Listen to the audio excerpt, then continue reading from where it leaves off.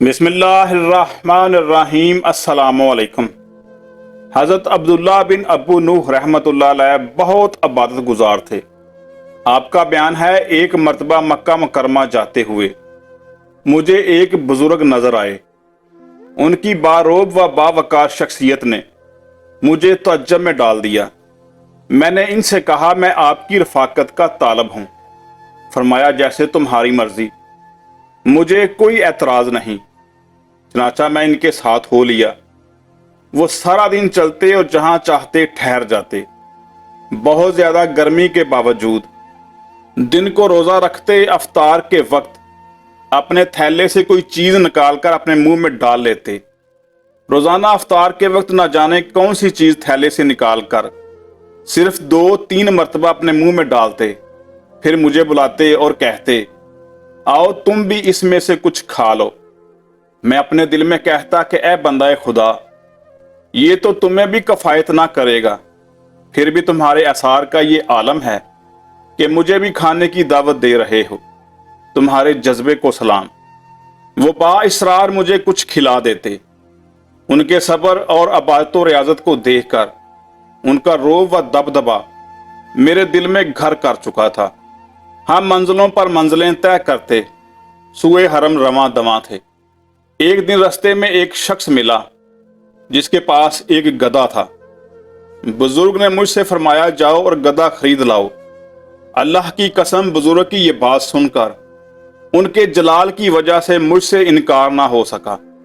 मैंने गधे वाले से कीमत मालूम की तो उसने कहा कि मैं 30 दिनार से 1 दिरहम भी कम ना लूंगा।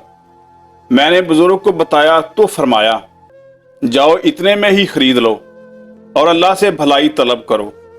मैंने कहा, इसकी कीमत कहां से अदा करें? फरमाया, बिस्मिल्लाह शरीफ पढ़कर अपना हाथ मेरे थैले में डालो और अपनी मतलूबा रकम हासिल कर लो। मैंने जैसे ही बिस्मिल्लाह शरीफ पढ़कर थैले में हाथ डाला, मेरे हाथ में एक थैली आई जिसमें पूरे 30 दिनार थे, ना कम ना ज्यादा। मैं दिनार देकर गधा ले आया तो फरमाया, तुम इस पर सवार हो जाओ।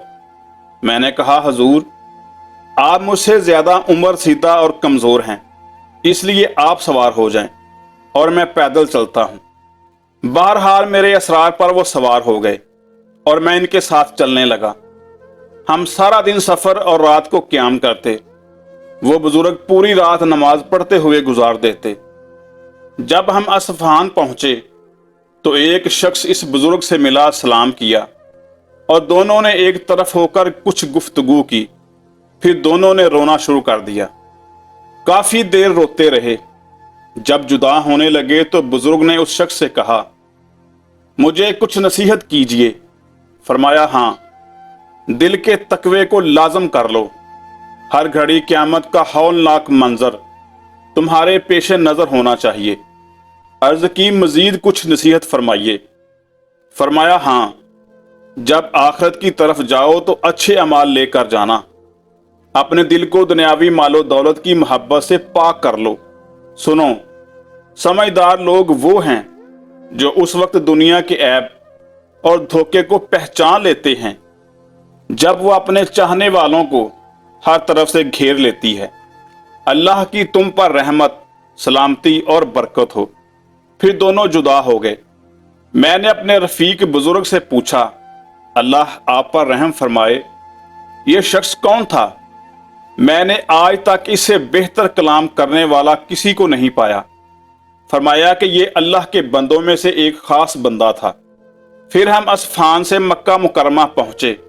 मकामे अब्तहा के करीब वो सवारी से उतरे और कहा, तुम यहीं ठहरना, मैं बैतुल्लाह शरीफ पर एक मोहब्बत भरी नजर डालकर इंशाअल्लाह जल्द ही वापस आ जाऊंगा। इतना कहकर वो चले गए। मैं वहीं खड़ा रहा। कुछ देर बाद मेरे पास एक शख्स आया और कहा, क्या ये गधा फरोख्त करोगे?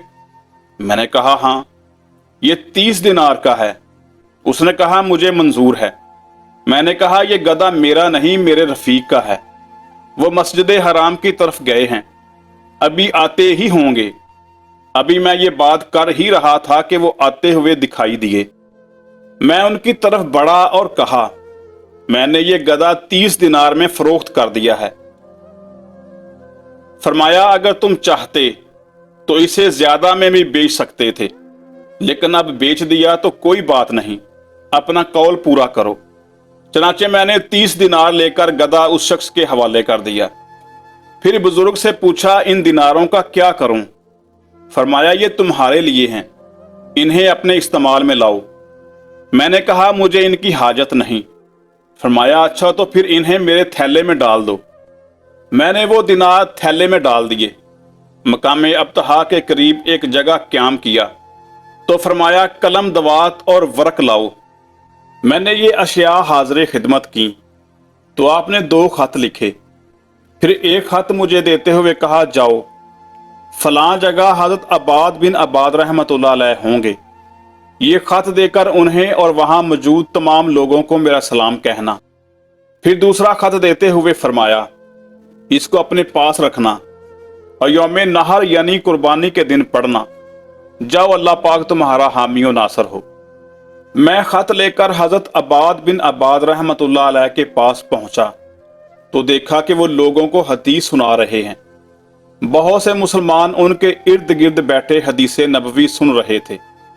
میں نے سلام کیا اور کہا اللہ پاک آپ پر رحم فرمائے، آپ کے ایک بھائی نے یہ خط بھیجا ہے۔ انہوں نے خط پڑھا تو اس میں کچھ اس طرح کا مضمون لکھا تھا، بسم اللہ الرحمن الرحیم، اے عباد میں تجھے اس دن کی مفلسی و محتاجی سے ڈراتا ہوں جس دن لوگ جمع شدہ نیکیوں کے خزیرے کے محتاج ہوں گے۔ بے شک آخرت کی محتاجی و مفلسی کو دنیا کا غنا نہیں روک سکتا۔ اگر آخرت میں اعمال صالحہ کم ہوئے تو مصیبت کا ازالہ بہت مشکل ہے۔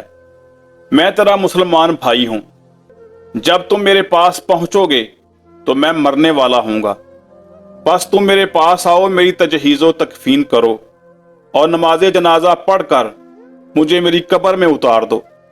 میں تمہیں اور تمام مسلمانوں کو اللہ کی حفاظت میں چھوڑتا ہوں۔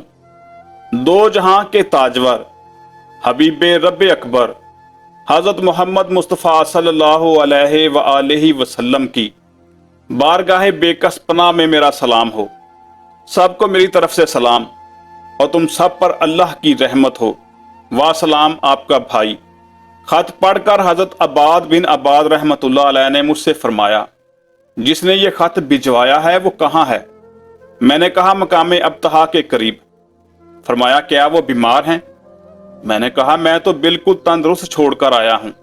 یہ سن کر آپ کھڑے ہو گئے، آپ کے ساتھ تمام حاضرین بھی کھڑے ہوئے اور ہم سب مقام ابتہا میں اس بزرگ کے پاس پہنچے۔ دیکھا تو ان کی روح کفس انصری سے پرواز کر چکی تھی۔ ان کی میت ایک چادر میں لپٹی قبلہ رخ رکھی ہوئی تھی۔ حضرت عباد بن عباد رحمت اللہ علیہ نے مجھ سے فرمایا کیا یہ تمہارا رفیق ہے؟ میں نے کہا جی ہاں۔ فرمایا کیا تم اسے تندرست چھوڑ کر گئے تھے؟ میں نے کہا جی ہاں۔ یہ سن کر آپ بزرگ کی میت کے سرہانے کھڑے ہو کر کافی دیر روتے رہے، پھر نماز جنازہ پڑھا کر دفن کر دیا۔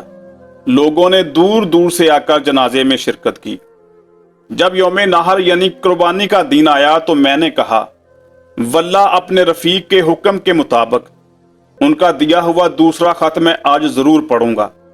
چنانچہ میں نے خط کھولا تو اس میں لکھا تھا بسم اللہ الرحمن الرحیم، اے میرے بھائی، اللہ پاک اس دن تجھے تیری نیکی کا بہترین صلہ عطا فرمائے جس دن لوگوں کو اپنے اعمال صالحہ کی شدید ضرورت ہوگی۔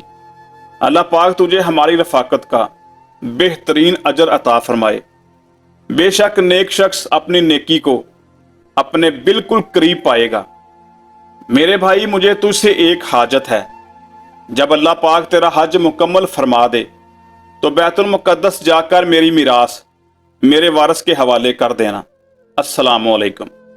خط پڑھ کر میں نے اپنے دل میں کہا اے میرے رفیق، اللہ پاک آپ پر رحم فرمائے، آپ کا ہر کام عجیب ہے اور یہ وصیت نامہ تو بہت زیادہ تعجب خیز ہے۔ میں بیت المقدس کس کے پاس جاؤں گا؟ نہ تو مجھے وارث کا نام بتایا گیا، نہ کسی خاص علاقے کی نشاندہی کی گئی۔ میں آپ کا سامان کسے دوں گا؟ मुझे क्या मालूम कि आपका वारिस कौन है। काफी देर इसी तरह सोचता रहा। बिलाखिर मैंने उनका सामान अपनी चादर में लपेटा। सामान क्या था? एक प्याला, एक थैला और एक लाठी जिससे वो टेक लगाया करते थे।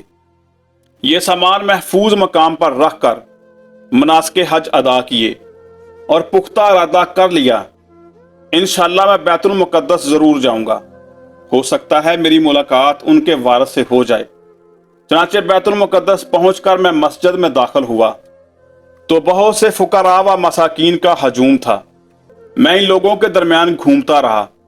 समझ में नहीं आ रहा था कि किससे पूछूं। अचानक एक शख्स ने मुझे मेरे नाम से पुकारा। मैंने उसकी तरफ देखा तो वह बिल्कुल मेरे रफीक की तरह था। उसने मुझसे कहा कि फलां की मिरास मुझे दे दो। मैंने आसा, प्याला और थैला उस शख्स को देकर वापस आने लगा। खुदा की कसम, अभी मैं मस्जिद से बाहर भी ना निकला था कि मेरे दिल में ख्याल आया कि मैंने अपने बुजुर्ग रफीक के अजीबो गरीब मामलात देखे। फिर जब मैं मक्का मुकरमा से बैतुल मुकद्दस आया, यहां बहुत अजीब बात देखी कि एक अनजान शख्स ने मेरा नाम लेकर पुकारा। ये सारे मामलात बहुत हैरान कुन हैं। मेरा यह हाल है कि मैंने ना तो इन दोनों से पूछा कि आप कौन हैं और ना ही लोगों से इनके मुतल्लिक मालूमात की कि ये कौन हस्तियां हैं। मुझे चाहिए कि जिसकी तरफ मुझे भेजा गया है तादमे आखिर उसके साथ रहूं। बस इसी ख्याल के तहत मैं वापस लौटा और उस शख्स को ढूंढने लगा, लेकिन वो कहीं नजर ना आया। हर जगह तलाश किया मगर नाकामी हुई। लोगों से पूछा तो उन्होंने भी लाइल्मी का इजहार किया। मैं काफी दिन बैतुल मुकद्दस ठहरा रहा, लेकिन मुझे कोई ऐसा ना मिला जो उस शख्स के मुतल्लिक मेरी रहनुमाई करता। बिलाखिर उसके दीदार की हसरत दिल ही में लिए वापस आ गया।